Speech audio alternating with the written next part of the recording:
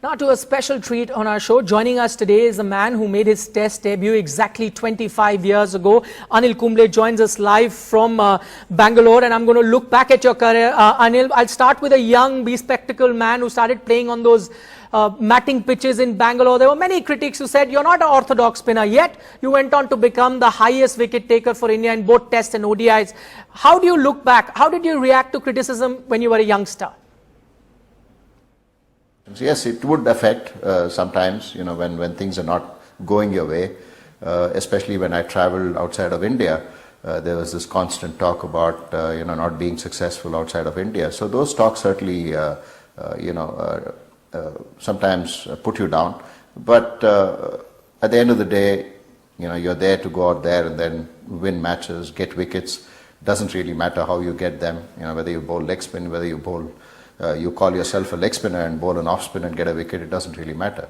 So as long as you're getting those wickets and winning matches, and that's all I was concentrating on. And I certainly had the self-belief that every time somebody said something, I took it in my stride. I never looked at it as a personal remark or any such thought. Okay, now when we look back at your career, Anil, one memory that comes to everyone's mind is those 10 wickets in Firozshah Kotla, a world record. But I'm not going to ask you about that. I'm sure you're sick of it. I'll ask you about this other match, that test match in Antigua. You had a broken jaw. You played with a bandage, got Brian Lara out. Do you remember? That was a condition where most people wouldn't even want to move from bed. And there you were bowling so many overs. How did you manage that? No, I think, I've always believed that if my shoulder was fine, then I was fit enough to play.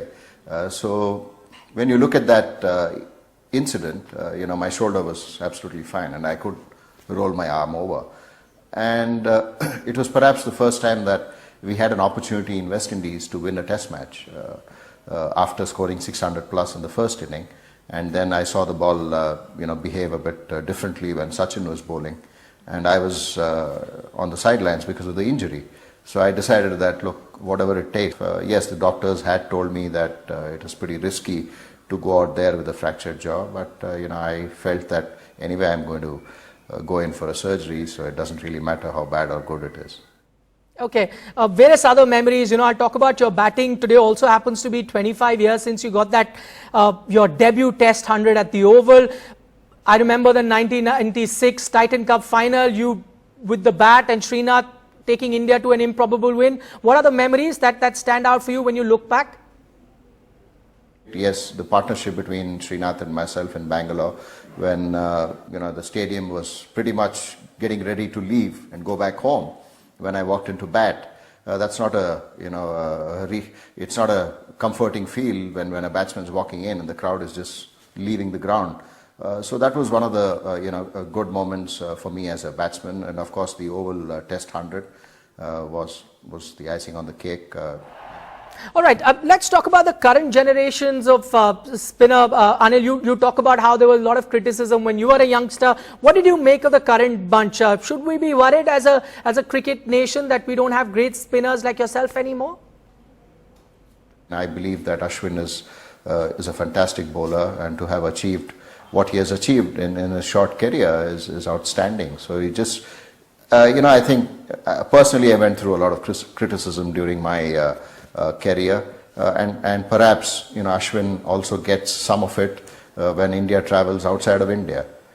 So that's I think unfair. You need to give people some space, and I think we need to be a bit more tolerant towards spinners. Unfortunately, we are not, and there are some young spinners coming through as well. I mean, whether it is Shreyas Gopal or Akshar Patel or for that matter Karan Sharma. So all of them have the quality. It's just a matter of having the confidence to back them and being a little more tolerant towards spinners, like how we are tolerant towards fast bowlers or batsmen. I think it's important that we also start showing a bit more tolerance towards spinners. Okay, Anil, you talk about, we have great spinning talents, but, we were talking on NDTV a few days ago, we were talking to Sunny Gavaskar, and he was of the opinion that we're not getting great spinners simply because the pitches in domestic cricket aren't conducive to that. People now are making pitches which are making bowlers bowling at 120 kilometers per hour look like Malcolm Marshall. Do you think that's an area of concern, and which is why we're not getting great spinners anymore? No, we have constantly discussed this issue, whether it is with the captains and coaches or a part of the technical committee. We have constantly discussed these issues, and one recommendation that we have made strongly is to go for bouncier wickets rather than looking at grass wickets. A bounce will certainly enable not just the batsman, not just the fast bowler, but also it will bring spinner into the equation. You need all the skill sets to be on display, and you need equal weightage given to all skills in a match, and that's exactly what we have recommended, and we are hoping that it'll certainly help. You may not see the results immediately, but in the long run, I'm sure all the three skill sets, whether it's a spinner, a batsman, or a fast bowler, will certainly be benefited by having that additional bounce in the pitch rather than just having a green top. Okay, our final question, Anil, before we let you go, want to talk to you about the IPL. You're closely associated with the IPL now with the Mumbai Indians. There is a bit of uncertainty attached to the league, especially after suspension of 2 franchises. IPL is looking into how to take things forward. Are you confident of the IPL going ahead and being stronger than even what we saw in previous years?